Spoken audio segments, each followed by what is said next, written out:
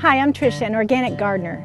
I grow organically for a healthy and safe food supply, for a clean and sustainable environment, for an enjoyable and rewarding experience.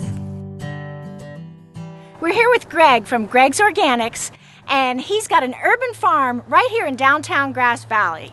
His cover crop is ready to get tilled in and worked into the soil. Yes. And I hear you're going to have a tomato CSA with how many varieties?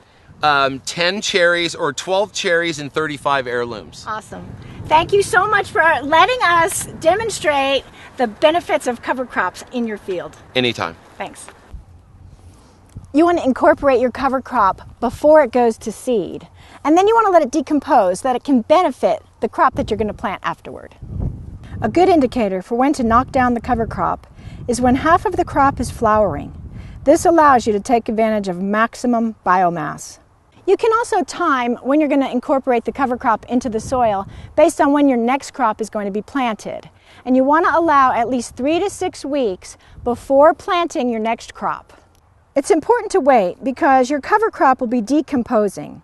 And during this decomposition process, you will temporarily lock up some of the nitrogen in the soil.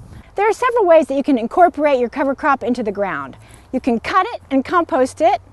You can weed eat it or mow it and just let it lay there on the ground, or you can till it into the ground. Tilling it in is the fastest and easiest way to incorporate your cover crop. Just rototill the crops into the ground. The advantages to this method are faster decomposition and less nitrogen loss into the atmosphere. The disadvantage is that you don't get the mulching effect of leaving the crop on the surface of the soil. So no weed suppression or water conservation while the crop decomposes. Another method is to cut it and then take it and compost it. The advantage is that you're adding finished, nutrient-rich compost back into the field. This is a great option for raised bed cover cropping. The disadvantage is that it's more work to cut, compost, and then add the compost back into the soil, and it can take several months instead of weeks. And finally, you can just cut the cover crop down, let it lay there on the soil surface as a mulch as it decomposes. And this will help with water conservation and weed suppression. The 3 main methods of cutting down cover crops are undercutting, mowing, and rolling. Undercutting is when you draw a blade under the soil and you slice the cover crop underneath the soil. For mowing, you're going to mow down the crop with your lawnmower, a weed whacker, or a scythe.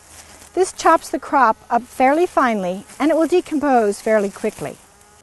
I'm going to be using this Core weed trimmer. It's battery powered, and that means there's less noise, no fumes, and it works really well.